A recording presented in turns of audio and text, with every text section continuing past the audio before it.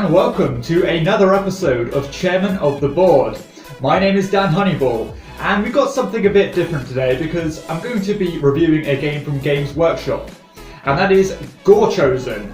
Now, Gorechosen is a game of arena combat where players take control of warriors fighting to the death to prove themselves to the gods of Khorne.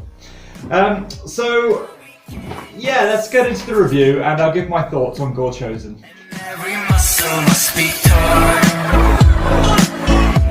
Okay, so before I go into the game review of Gorechosen, I thought I'd show you the actual models that come with this game. And as you can see, the level of detail that come with these models are absolutely fantastic. As you'd expect with a game, or from a company like Games Workshop. And I also like the fact that these models actually correspond to their rules quite well. For example, the guy with a huge axe has a longer reach than the guy with the two-hand weapons, but he might get more attacks in. So yeah, I mean, obviously it's worth noting how good these are, because honestly they are really, really good and I can't fault them at all. Okay, so something I enjoyed about Gorechosen is the way that the initiative order of the players is determined. So basically each player will be given a number of these initiative cards which are shuffled into a deck. And then the top card of that deck is drawn, and then that player has a corresponding symbol which determines which order the players can perform their actions in. So this can kind of create circumstances where players can be taking 3 turns in a row, or you might have to wait until the end of the deck before you even get a go. And that kind of unpredictability goes a long way in a game like this. I also like the fact that Games Workshop had embedded a kind of catch-up mechanic in Gorechosen. And this works in this way. So basically, if players tend to be getting ganged up on a lot and are taking a lot of damage, then they will be rewarded more initiative cards in the following rounds, meaning that they are more likely to be able to get themselves out of that situation. And this also works in reverse, where if players tend to be dealing out a lot of damage and not taking any, then they have their initiative cards taken away from them in the following rounds, meaning that they can do less next time. So I like the fact that they've addressed that this could be a bit of an issue with this game. Gorechosen also has some very cool thematics, such as being able to push people down pits to kill them instantly, or having the opportunity to decapitate your opponents, or even the ability to you can actually get involved in the fights after you've been eliminated. By rolling on a dice chart, you actually have the chance to raise from the dead and take a cheap shot at someone, or have your fans throw stuff into the arena to try and injure the opponent who killed you. And I like that kind of thing in a game. I also like the wounded mechanic here. So basically, as the fight progresses, your characters have the chance of being wounded, which will limit the amount of, or it will kind of hinder your fighting prowess. It might limit the amount of damage you can deal, or it might decrease your kind of attack range, or something like that.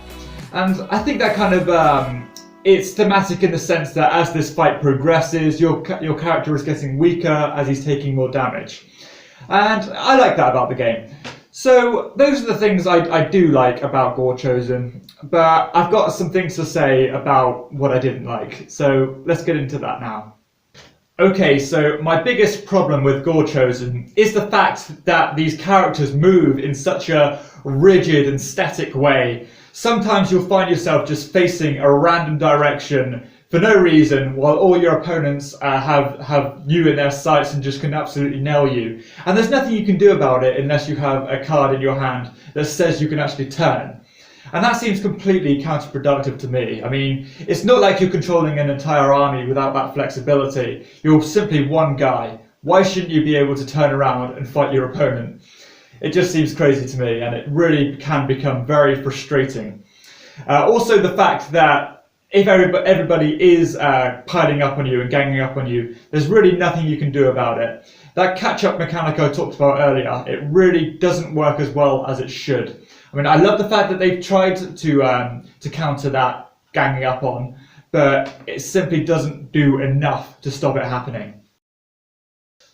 I also think that Gorechosen actually goes on for far too long.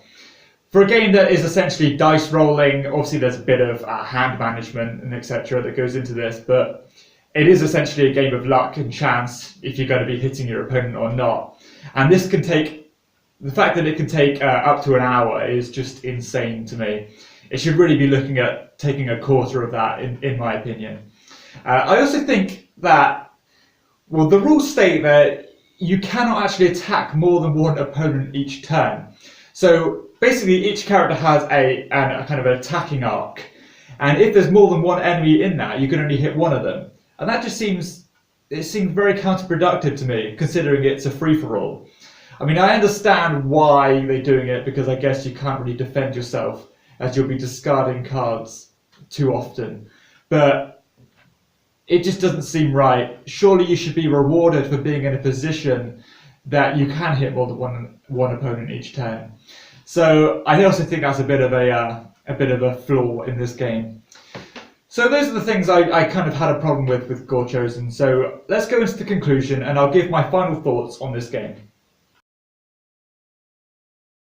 Okay, so in conclusion, I feel that Gorechosen actually has some pretty cool ideas, but I think the overall experience of the game kind of fails in practice. I mean, especially with that movement mechanic, and it just seems like craziness to me. It's so static and debilitating. I really don't know what the game designers were thinking. I find that very hard to get over, and I just don't understand it.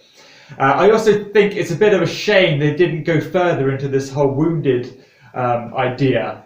The fact that you can only be wounded once seems such a shame. I mean, if they really kind of built on that and made loads of kind of incremental changes as the fight develops, so as your character gets more and more damaged, he gets weaker and weaker and weaker. And I guess that would kind of get you more invested in this, because you kind of go on a journey with your character with him. So I do feel that's an area that could have been explored more. And basically, as an overall concept of this game, I think it would only take a few kind of tweaks to make it so much better than it actually is. As I said earlier, the miniatures that come with Gorechosen are really fantastic and are probably the most redeeming feature about this game. I mean, especially if you're into the Warhammer hobby, they can really be used for your armies at a very good value. So overall, do I like Gorechosen? Not really. Do I hate it? Not really. It's just kind of there. It is what it is. I can take it or leave it, to be honest. So stay tuned for my criteria breakdown of Gorechosen. I hope this video has been of use to you. This has been Chairman of the Board. If you like this video, please hit subscribe and like, and also check out my other videos if you would like to see some more reviews. So thanks for watching, and I will see you next time.